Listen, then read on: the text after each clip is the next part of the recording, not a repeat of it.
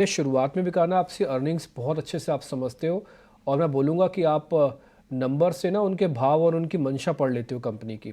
तो मेरे को ना थोड़ा आपसे ये समझ में आ रहा है कि इस समय जो अर्निंग्स आप देख रहे हो, उसका टेक अवे क्या है? अगर मैं आपसे पूछूँ कि गुरमीत इस बार की अर्निंग्स जितनी भी आपने देखी हैं, आगे देखोगे, मेरे को अगर आप 3 टेक अवेज़ बता पाओ तो मैं थोड़ा समझ आसानी से पाऊँगा। देखिए एक चीज़ जो मुझे अच्छी लगी, हम बार-बार बोलते हैं बाज़ार ऑल टाइम हाई पे है, लेकिन अगर आप 3 साल पे ईपीएस ग्रोथ देखेंगे, तो वो भी लगभग-लगभग 19-20% है। और अगर आप बाज़ार का रिटर्न भी निकालेंगे 3 साल का, तो उसी रेंज में होगा। तो अगर जब तक अर्निंग ग्रोथ अच्छी है, नॉमिनल जीडीपी से बेटर हो रही है, जिससे थोड़ा-सा फॉर्मलाइज़ेशन भी हो रहा है, तो ब्रॉडर मार्केट में मुझे लगता है कि अर्निंग ग्रोथ अच्छी रहेगी, 14-15% रहनी चाहिए अगर मैं टॉप 100-200 कंपनीज़ की बात करूँ। थोड़ा-सा रोटेशन देखने को मिलेगा। मुझे लगता है कुछ हद तक हमने देखा है फाइनेंशियल्स में थोड़ा मॉडरेशन हुआ है, तो मेकअप हुआ है दूसरे पॉकेट्स में। आईटी के लिए second half of the year मुझे लगता है थोड़ा-सा बेहतर रहने वाला है। दूसरा मुझे लगता है हेल्थ केयर एक ऐसा सेक्टर है, अगर आप पिछले 15 साल देखें डिम्पी जी, तो उन्होंने निफ्टी को 2% से बीट किया है। लेकिन आप वेटेज देखेंगे हेल्थ केयर का बीएसई 500 में, तो 6% है, निफ्टी में शायद 5% है।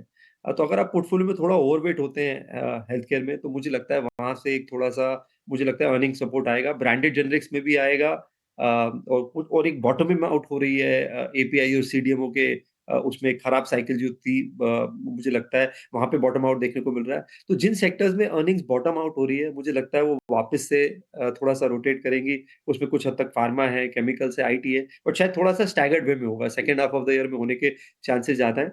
दूसरा मुझे लगता है रूरल फोकस जो थीम्स हैं, क्योंकि ये इलेक्शन ईयर है, तो रूरल रिकवरी को थोड़ा-सा हमें प्ले करना चाहिए, वो पॉकेट अभी भी सॉफ्ट है। तो इसमें जैसे हमने देखा प्रधानमंत्री ने सोलर रूफ सिस्टम्स की बात करी, हर घर करीबन 3 करोड़ घर में इंस्टॉल होने की। आपको और मुझे लगता है अनाउंसमेंट्स देखने को मिलेंगी, वो इनडायरेक्टली बेनिफिट करेंगी एफएमसीजी को भी, फार्म इक्विपमेंट्स को भी, टू व्हीलर्स को भी। तो जो भी रूरल रिकवरी मुझे लगता है जो थीम है, वो इस साल की बहुत डोमिनेंट थीम रहेगी, और गवर्नमेंट बहुत अच्छा बैलेंस कर रही है सोशल स्पेंडिंग और कैपेक्स का।